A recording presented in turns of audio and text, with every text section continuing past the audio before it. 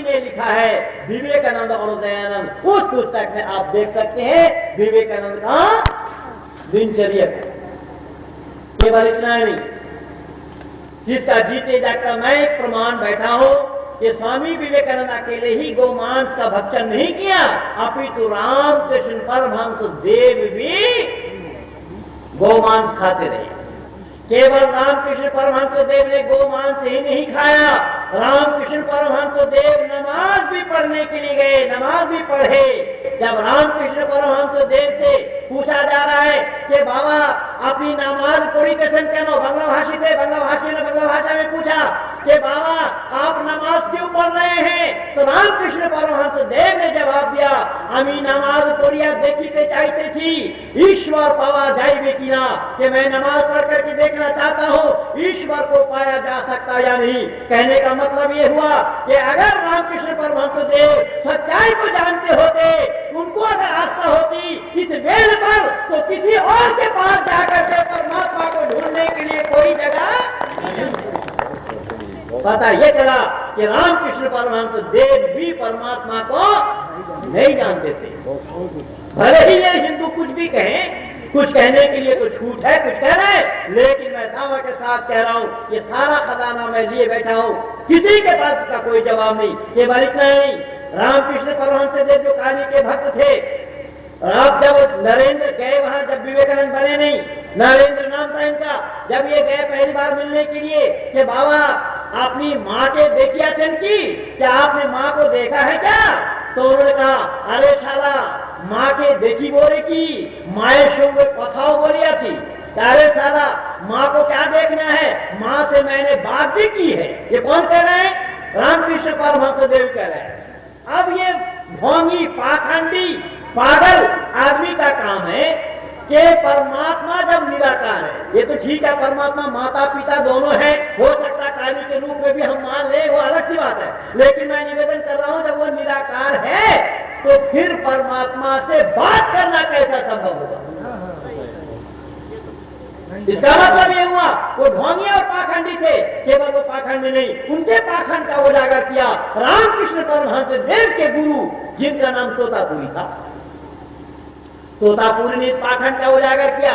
क्या कहा तोतापुरी ने? जब ये रामकृष्ण परमहंस देव वही माँ डालो वही माँ जाते, ये सब करते रहे, वो माँ जा रही है, वो माँ जा रही है, इधर जा रही उधर जा रही है, माँ के नाम से दुनिया भर का बाउंडर मचाते रहे, जो मरीज आदमी का काम था। तोतापुरी ने कांच का टुकड़ा लिया और इस कपाल में लगा दिया चीरा। जब कपाल में चीरा लग गया तो कट जाने से खून निकलने लगा। जब खून निकलने लगा तो जलन शुरू हुआ। तो रामकृष्ण परमहंस देव चिल्ला रहे हैं जोले गलम मोरे गलम, जोले गलम मोरे गलम, मैं जल गया मर गया, मैं जल गया मर गया। तो तोतापुरी कह रहे हैं डाको ना सारा, ये बात तुम्हार माँ के डाको ना, तुम्हार माँ तुम्हारे बाँचिए नूक देखी, अरे सारा बोला अपनी माँ को, तुम्हारी माँ जरा बचा रहे फिर मैं देखूं, ये मैंने करो। तोतापुरी कह रहे हैं जिससे कोरा झूठा क्या होगा? इसलिए मैंने निवेदन किया कि मांसाहार केवल मुसलमान नहीं करते, मांसाहार केवल ईसाई नहीं करते, और मांसाहार हिंदू भी करता है। लेकिन वो हिंदुओं कान खोल करके सुन लेना कि मांसाहार हिंदू भी करता है, यानी हिंदू भी मांस खाता है, पर हिंदू मांस खाता है, मुसलमान भी मांस खाता है। पर बंदो याद रखना, मुसलमान मांस खाता है, किसी मुसलमान का दुकान अगर मुसलमान को न मिले तो वो गोश्त खाना छोड़ सकता है, लेकिन किसी हिंदू की दुकान से गोश्त नहीं खरीदेगा। पर ये नालायक हिंदू की दुकान से भी खरीदता है, मुसलमान की दुकान से भी खरीदता है। कौन बचाएगा? नहीं। और दुर्भाग्य है इस देश का। इस सच का उजागर तो केवल ऋषि दयानंद ने किया था। ऋषि दयानंद के सिवा इन बातों का प्रतिपादन करने वाला कौन आया बड़ा? कोई नहीं। इसीलिए मैं निवेदन कर रहा हूं, हो सकता है कि बात आप लोग को चुभ रही है, क्योंकि ऋषि दयानंद की बातों को, बात मेरी नहीं है, मेरी बातों को चुमा करके क्या करेंगे? इतना ही होगा, आगे बात नहीं बोलेंगे, इससे ज्यादा नहीं होगा। पर मैं ऋषि दयानंद की बात कर रहा हूं कि हो सकता है कि ऋषि दयानंद की बात लोगों को चुभ रही हो, और ये चुभी भी है। अगर ऋषि दयानंद की बात न चुभती होती तो फिर अलग से हट करके राष्ट्रीय स्वयंसेवक बनाने का क्या काम था 1925 में, जब आर्य समाज 1875 में बनाया इसका मतलब ये हुआ कि ऋषि दयानंद से लोग सहमत नहीं थे। ऋषि दयानंद की विचारधारा को नहीं ले पाए, आज भी नहीं ले रहे। यही सब कारण है। जबकि ऋषि दयानंद ने हमेशा मरते दम तक किसी हिंदू जाति को बचाने के लिए सारा काम किया है। अरे आर्य समाज तो चौकीदार है, आर्य समाज प्रहरी है, प्रहरी के रूप में आर्य समाज ने काम किया है। ये मैं नहीं कह रहा हूं, अपितु मदन मोहन मालवीय जी लिख रहे हैं। जो मदन मोहन मालवीय आर्य समाजी नहीं थे, हिंदू नेता थे, समाज सुधारक थे। जिन मदन मोहन मालवीय ने मुसलमानों को जवाब देने के लिए बनारस के अंदर में हिंदू यूनिवर्सिटी बनाया है, अलीगढ़ यूनिवर्सिटी के जवाब में, वो मदन मोहन मालवीय जी लिख रहे हैं कि आर्य समाज के लोग जब दौड़ने लगते हैं तो हिंदू समाज वाले खड़े रह जाते हैं। खुदा ना ख्वास्ता कोई समय अगर ऐसा आ जाए कि जिस समय आर्य समाज के लोग खड़े रह जाएंगे तो हिंदू समाज वाले बैठ जाएंगे। जब आर्य समाज वाले बैठ जाएंगे, हिंदू समाज वाले लेट जाएंगे।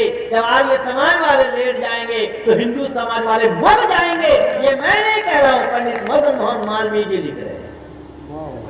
फिर भी आर्य समाज को लोगों ने दुश्मन माना है। बंधु, आर्य समाज किसी का आपका दुश्मन नहीं है, आपके प्रहरी हैं। हमेशा आपको जगाने का काम किया है, हमेशा आपको सचेत करने का काम किया है, हमेशा आपको चेतावनी दिया है कि भैया तुम्हारे घर में चोर घुस गया है, जाग जाओ जाग जाओ, नहीं जागोगे तो लूटोगे। हमेशा यही चेतावनी दिया है आर्य समाज ने। फिर भी आर्य समाज से लोग संतुष्ट नहीं है। मैं निवेदन कर रहा हूं कि यही कारण बना कि मांसाहार आप करते हैं और वो लोग भी करते हैं, पर आप लोगों का भोजन तो है नहीं। पर सुनना, वो हिंदुओं कान खोल करके सुन लो, आज मौका मिला है, फिर कभी मौका मिले न मिले। हमारे माननीय पंडित जी फिर मुझे बुलाए या न बुलाए, तो भाई सत्यप्रकाश जी की मेहरबानी थी जो मैं आ गया। आयुष्मान बाराबंकी में सम्मान के जो आपने स्वागत करता हूँ, आपको आमंत्रित करता हूँ। पंडित जी तो मुझे भूल चुके थे। हम तो पिता पुत्र यहाँ आए पिछले बार, वो हमारा बेटा वीरेंद्र ने शारीरिक प्रदर्शन किया गया। तो मैं नहीं बदल कर रहा हूँ, सुनना फिर कि भारतवर्ष के अंदर में ये भारतीय लोग जिनको पंडित कह रहे हैं, सुनना शब्द को ध्यान से, भारतीय लोग जिनको पंडित कह रहे हैं, जो आपके आजाद भारत के सबसे पहले प्रधानमंत्री बने, क्या नाम था उनका?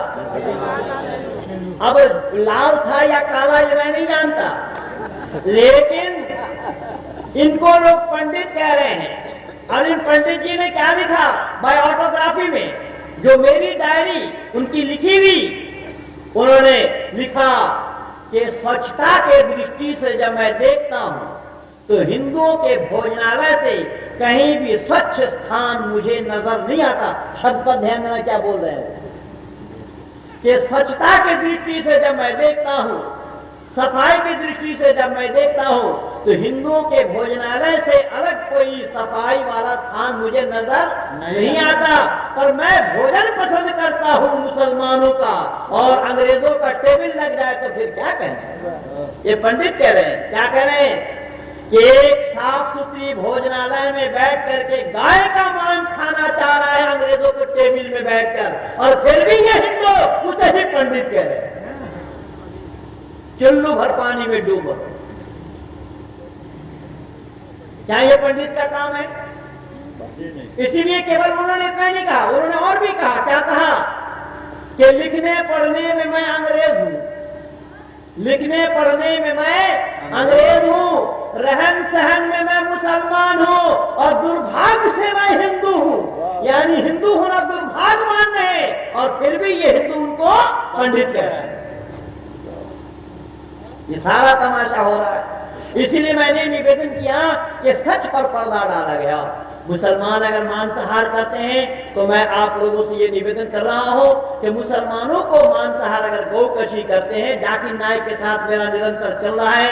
जाकिर नाइक को मैं 2004 से निरंतर कर रहा हूं। जाकिर नाइक वो है कि IRF करके एक संगठन उन्होंने बनाया हुआ है बंबई के अंदर में, इस्लामिक रिसर्च फाउंडेशन।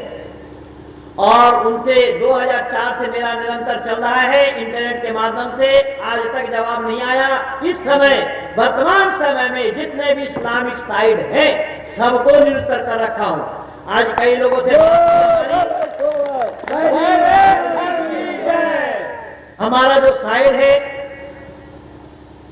हमने अपने साइट के बारे में अपने बाबूजी को बताया और हमारा जो साइट